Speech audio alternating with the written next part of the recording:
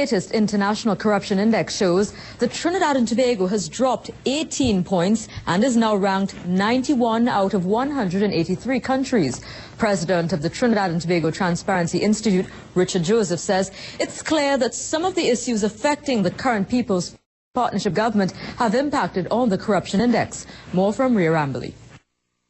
In 2010, Trinidad and Tobago was ranked 73rd out of 178 countries with a CPI score of 3.6 on the International Corruption Perception Index. But it's now fallen to its lowest level ever since its inclusion on the Global Corruption Perception Index a decade ago, dropping 18 points to 91 out of 183 countries with a score of 3.2 out of 10. According to the index, the score of 10 is perceived to be the least corrupt. Chairman of the Trinidad and Tobago Transparency Institute, Richard Joseph, admits the country was in a better position last year. Regardless of where we rank in the world, whether we high or low, it is a problem. It is something of national concern. It's something that people are very worried about.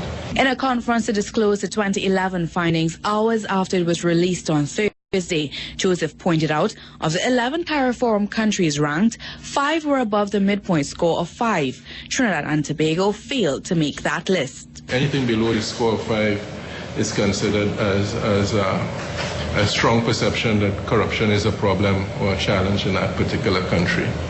So what does this mean for Trinidad and Tobago, and more so a government which had put the eradication of corruption and transparency at the top of its priority list? The 2011 results suggest that there is a widely held perception that the issue of corruption in Trinidad and Tobago has not as yet been comprehensively addressed by the authorities.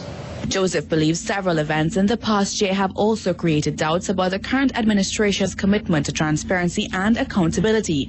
These include Minister Jack Warner's continued presence in the administration and allegations about improper procurement and poor governance practices at some state agencies. While the administration has insisted on selectively observing the rules of natural justice in these matters, it is possible that by allowing some incumbents to remain in office while lengthy and still unresolved investigations take place, its reputation has been harmed by association.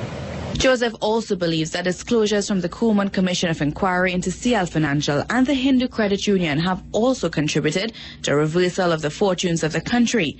Expressing concern over what he says is a worsening perception of the level of corruption in the country so soon after the last general election, Mr. Joseph says the Transparency Institute believes more must be done quickly to avoid a collapse of confidence in the state institutions.